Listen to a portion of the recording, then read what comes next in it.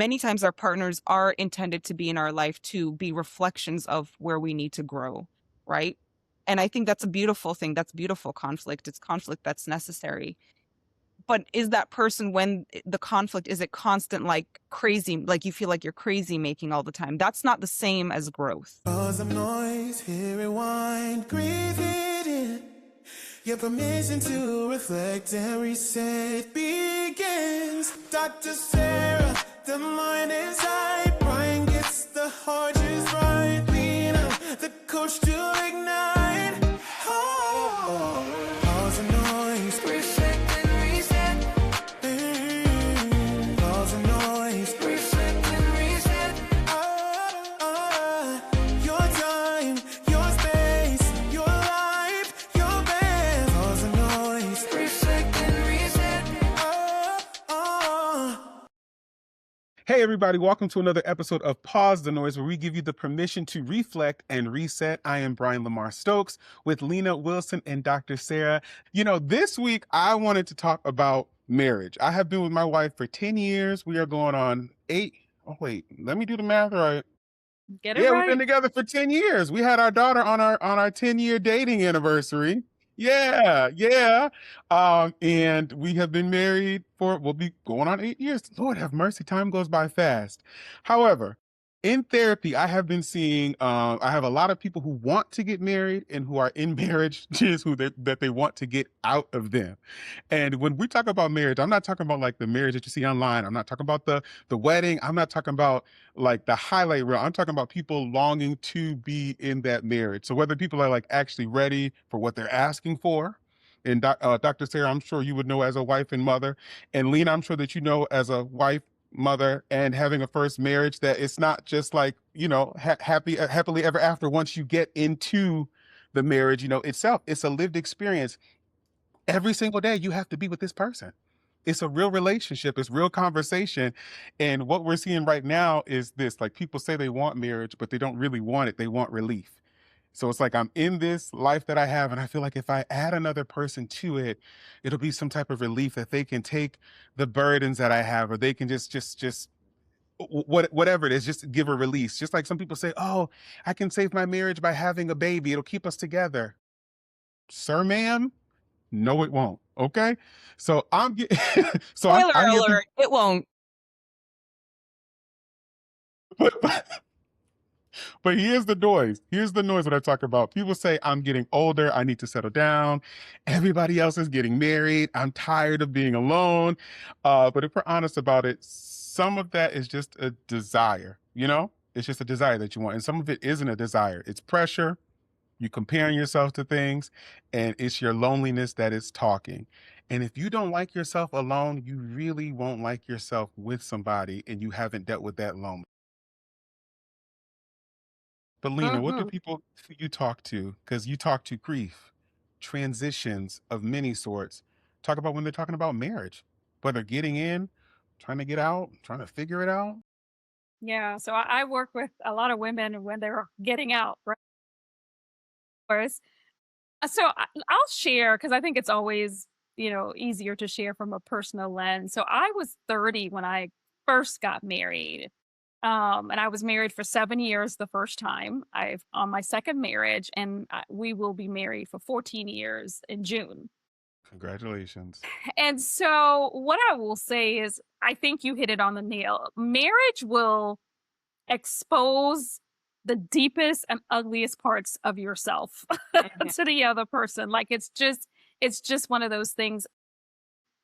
I think you said it correctly, like loneliness. Marriage does not fix the loneliness that you feel, right? I think there's deeper work that has to be done. However, let's be very clear. If you are a woman, I mean, even for men, like, and you desire to have a family and to have a baby, and you are at a certain age, there is this societal pressure, so to speak.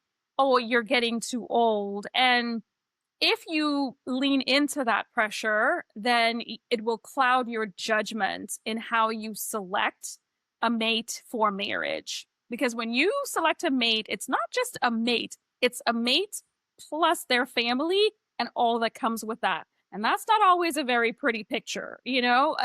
And so you have to be prepared for all that comes with. Plus, you're also marrying that person, their traumas, their experiences. Yeah, they might be healed or healing, but you're still getting the full essence of who this person is, what has happened in their past, that they're bringing as the whole person. And some people, let's face it, they're not whole, right? They're Mhm. not coming into the marriage whole. And so I understand the pressure of it, but it is something that is requires such a high level of commitment and selflessness that if you were just doing it to fill a void, you are going to be highly disappointed, because if you want it to be successful, it's going to require so much than what you realize is expected.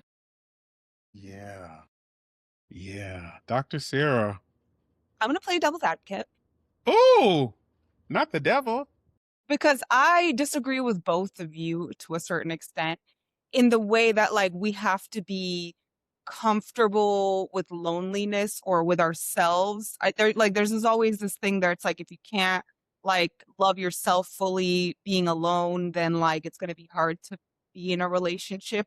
But for my and I felt maybe it's my bias because I am a very communal person, and I didn't get married until I was in my 30s as well, and I one of the things that I really wanted was to be married, and I kept getting that from friends and therapists that like, "Well, you have to be comfortable with yourself first." But in reality, like, we are communal creatures, like, we're not meant to be alone.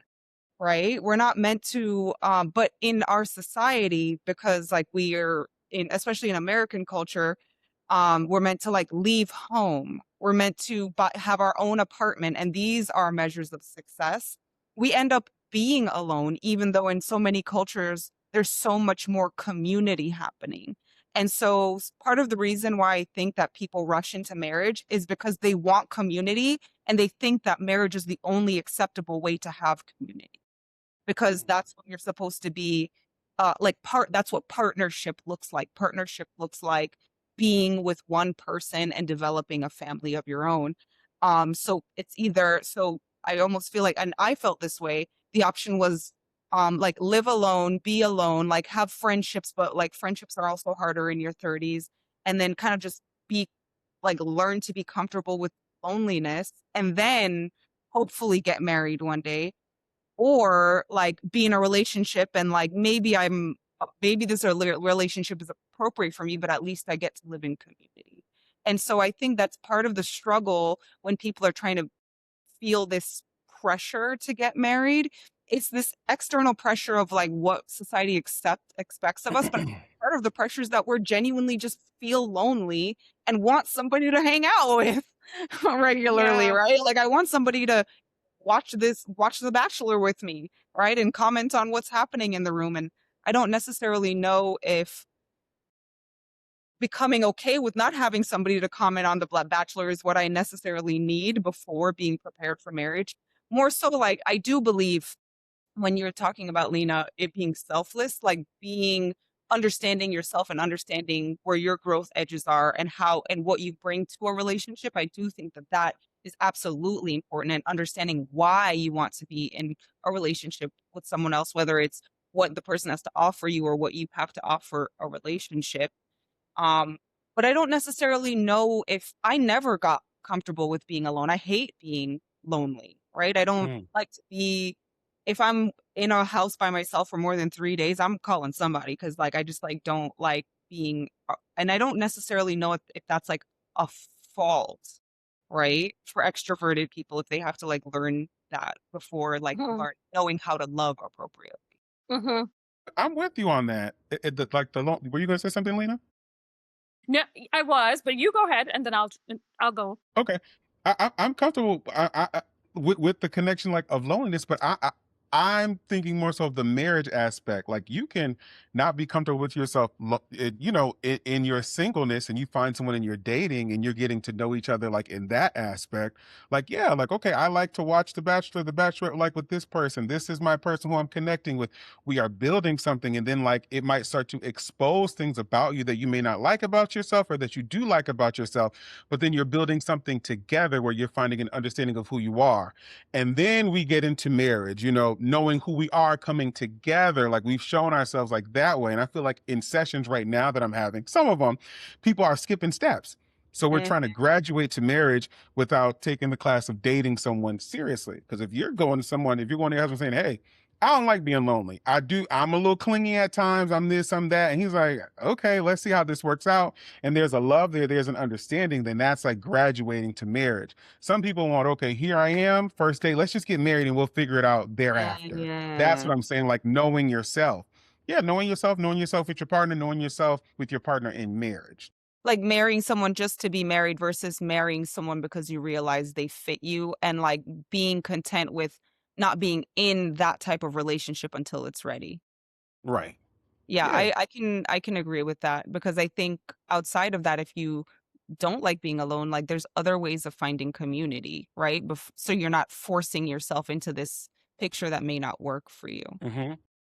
Yeah. I mean, I agree with both perspectives. I think loneliness is real. I wish I had the statistics. I know it has increased significantly post pandemic. Hmm. That people are just lonely and they desire community.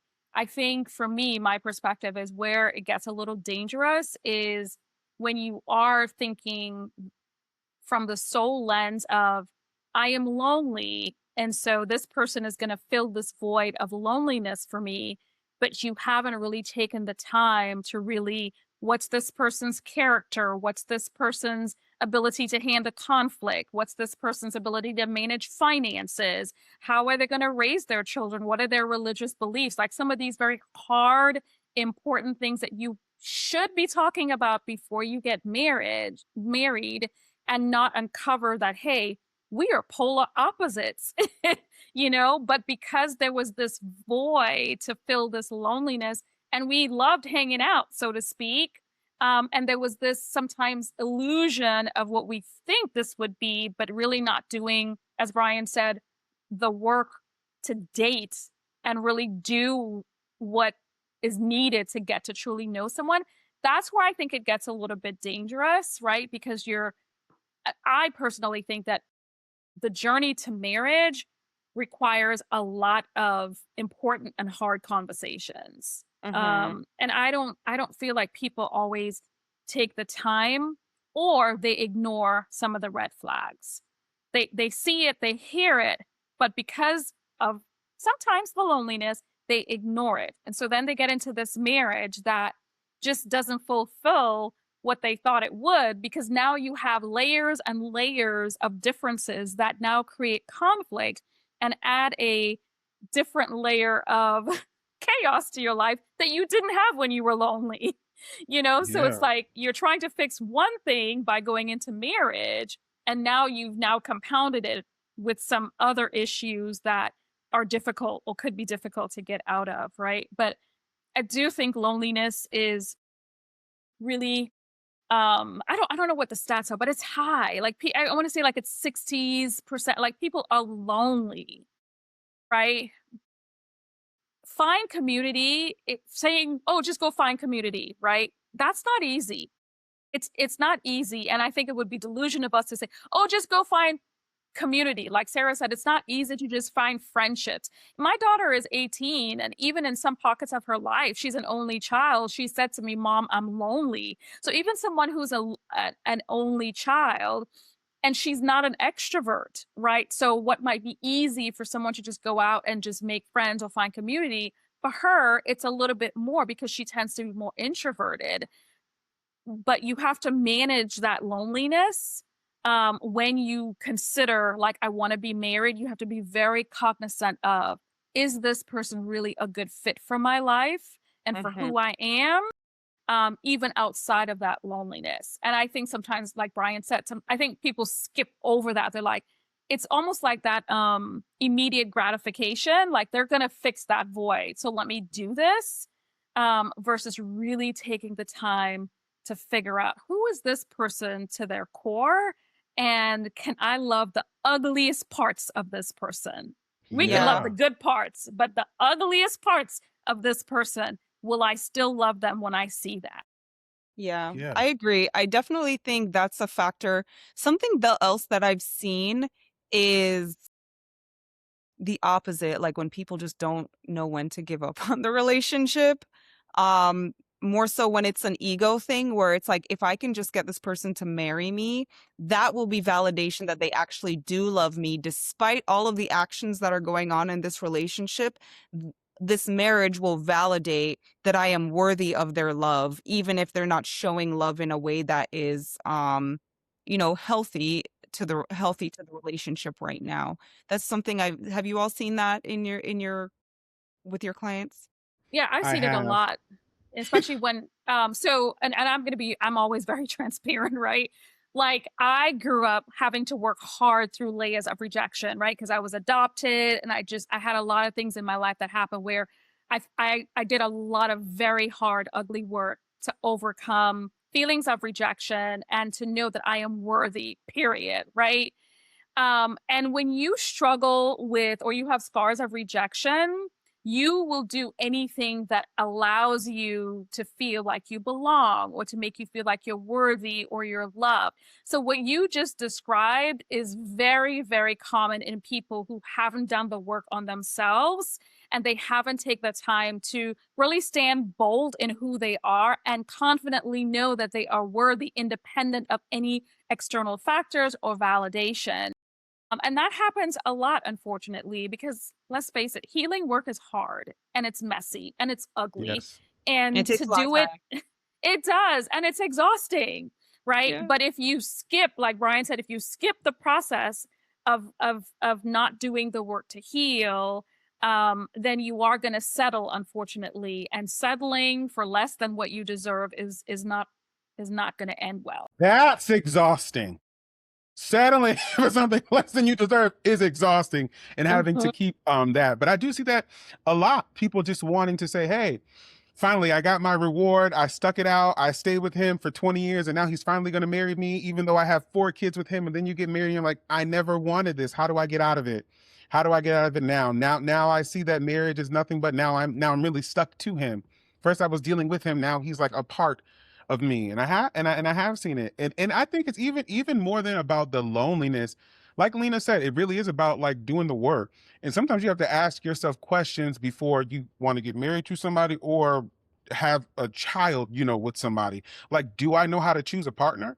And specifically for me, like my parents are divorced and they divorced later in life, but I think that they should have got a divorce back in the 90s and they weren't even married then, but they should have got a divorce back then. My dad was dealing with his addiction, and in that it was just like it was so much chaos, but we were in like a space, like if you think like the early 2000s, it's like we were in the church in which it was like, you need to stay married, no matter what. And it was just like, okay, but it's so chaotic in the house. The kids, the minds, and then having to deal with like this later. So I think you have to like know how to choose a partner.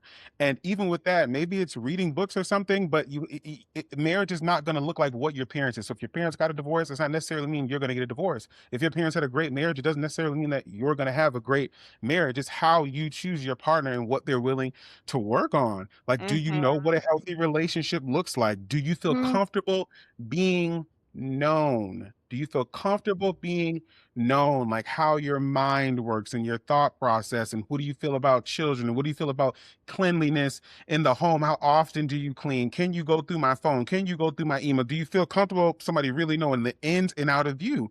Are you performing? Or are you really ready to be accepted or rejected if a person has something to say about it? Like, are you really in this or ready for that? And if they reject you, are you open to leaving rather than trying to perform to make and conform into something that somebody wants? Are you dating intentionally? Are you telling the truth from the beginning? But again, or are you conforming to, I just want somebody right now? I just want something to stick. And I feel like the earlier you are in the date, the earlier you tell the truth in your dating process and getting to know people, the easier it will become to, take the rejection or the acceptance and like to move on, so that in life you're not stuck to someone that you don't want to be in. Yeah, I But you're Yeah. agree. So so what's the reset here? Like, I guess I think it could be so helpful for our audience to understand, like, what is a good way to date, right? Like, what are some healthy ways to date, especially in the beginning, in selecting a partner? If you are dating for selection of a long-term partner, what advice do you guys have? I have my own, but I want to.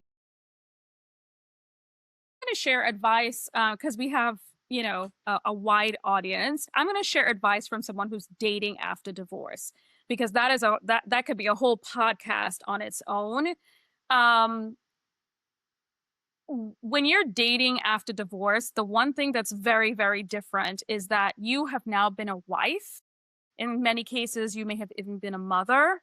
And when you're dating from that lens, it's very different from dating from the lens of someone who was single and didn't have any children. That's the first thing. But one of the things, especially for me in my journey, that I realized that I did differently after divorce was having very clear and very distinct non negotiable boundaries for yourself. And only you can decide what that looks like. It's going to differ for all of us, right? So making sure that you have some non negotiables, like for example, I wasn't a fan of anyone. I didn't want to date someone who smoked. I didn't want to date anyone who, was not a good parent to their children, or didn't pay child, whatever it is. And be clear about that and don't negotiate with that. Because I think we start to get into problems when we start negotiating about things that we feel very strongly about. And then we overlook it, we get married, and then we're like, no, this was a non negotiable. But somehow I settled for the very thing that was a non negotiable for me. I think that's Mhm. really important. I also think like you have to be okay with what are the things that make me happy? And am I going to be able to still stand in those things even after I get married? Because there is a difference between compromising for the sake of a healthy relationship and compromising the core of who you are and what you need and desire to be happy. And I don't ever feel like you should compromise the very things that make you happy. Just because you want to be in a healthy relationship. And I mean, there's the obvious, right? When we talk about dating in a healthy way, and I mentioned some of them. How does this person handle conflict? How does this person handle their finances? I mean, I don't know how you ask the question nowadays, but what is your credit score? Because look, once Right. we get married, Is your credit score. right? Like and it sounds so like, but these are realities because when we tie the knot, your junk becomes my junk, right?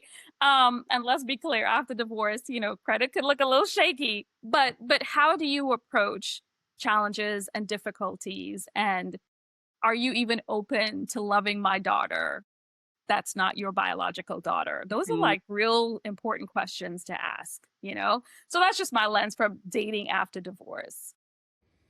Okay. I think when I'm resetting this, I wish that I'm very happily married. One thing that I wish that I did do was read more on whether we were talking about marriage or who I am as a person. Because like right now I'm reading set boundaries, find peace. And I'm like, oh, a lot of my relationships, I am like just a people pleaser. I'm just always trying to please things. And it's changing my mind as in saying to what do I actually need in this moment? Literally saying no, not explaining myself, and being comfortable with other people feeling uncomfortable with my response. And I feel like if I had that early on, it would change not only the dynamics of, romantic relationships, but it would change the dynamics of friendships. And I wouldn't be carrying so much of the load of somebody's emotional weight that is not meant for me. So I feel like it starts with boundaries, like not hard ones, but just like really knowing like what you're willing to do or put up with and what you're not willing to do or put up with, you Mhm. know? And also, like, I feel like a good reset, like in knowing this is like, do you know how you communicate? Do you know how you repair when you have an argument? Like, are you like your mom and dad where you run out and they yell at each other and then they come back, you sweep it under the rug like nothing happened? How do you emotionally regulate like yourself? Are Mhm. you accountable when somebody's calling you out? Just little things like that, and knowing yourself. And it sounds so simple, but it is so real. Because, like, again, to me, people pleaser. It's like, okay, how do you set up a boundary? Because I'm just so giving. I'm always giving, and that was one of the first problems in my marriage. My wife was like, "We need that money in our house, and you keep. They're gonna Right. be. They are adults too. You need to let people figure that Yeah. out. Yeah. You have we have a child now, and you're still out here volunteering your time, not in. I need you in the home. This is a so so it's just like trying to find that balance. That for me, if I'm looking back, I wish that I would have done that. The self work of my Mhm. self worth in Mhm. knowing what I hold in the capacity I actually have as in giving, but the capacity I need to keep for my wife and my family. That's good. Yeah, That's I good. agree. I agree. Some of the advice that I give my clients when they're dating, particularly my clients who do struggle with attachment, the first thing is like wait. Like just wait to get to know the person. Like don't jump into anything too quickly. Everybody can put on their best face in the beginning and you need time to figure out if someone's a good fit for you. Right? There's going to be just similar to where there's certain boundaries, there's going to be some values that are most important to you. Like are you going to get your entire laundry list of things that you would love in a person? Probably not, but there are certain things that everyone knows these things are so important to me that if someone doesn't have these things, it's probably not going to work out. Big things, right? Like what kind of lifestyle do you care about? That's important. What are your like religious beliefs? Like is that a deal breaker for you? Do you need someone who wants to have a very large friend group or a very small friend group? Like just in terms of like when you see living your life, does this person meet the values that you care most about in life? Right? I think that really understanding your values and understanding someone else's values are important. So you might, if you're a saver and you marry a spender, which happens in a lot of relationships, I'm certainly in a relationship like that, that's fine, but, like, do you both value building a certain kind of life together, right? Where you both can compromise your spending and saving habits. I think understanding those values before going into relationships gives you a good a good, lens to assess whether or Mhm. not the relationship, is right for you. Um I generally say every relationship comes with conflict. When we are looking inward, I think it's important to assess, does that conflict create a lot of anxiety for me? Or does that conflict ground me in growth? Mm, Right? Because our many times our partners are intended to be in our life to be reflections of where we need to grow. Right. And I think that's a beautiful thing. That's beautiful conflict. It's conflict that's necessary. But is that person when the conflict, is it constant, like, crazy like, you feel like you're crazy making all the time? That's not the same as growth. And so they feel different in the body, right? They feel, one feels jittery and the other, um, I don't know, feels more rooted, right? In internal reflection. And so when dating, I think enough time needs to pass to understand, like, is this the type of person who is challenging me to become a better person, right? To grow? And do they hold on to the same values as me? For me, those are kind of the two big nuggets that Mhm. lend to a solid relationship. And I think those are beautiful. I think those are excellent. And I think I would like to also say be okay with walking away when you realize that your Mhm. values don't align, that the conflict messes up your nervous system in a way that you just can't recover quickly. Because I think sometimes people feel like they're afraid if I walk away, I'm going to be alone again. So now you're dealing with that loneliness. Or if I walk away, am I having to start over with the whole process of dating and getting to know someone? And sometimes it feels easier to settle for what I know, even though it's not healthy for me, than walking away and having to start over. And I think one of the best things you can do to love yourself is making sure that you understand that when you recognize this is not a good fit, confidently and boldly walk away and know that better is out there for you.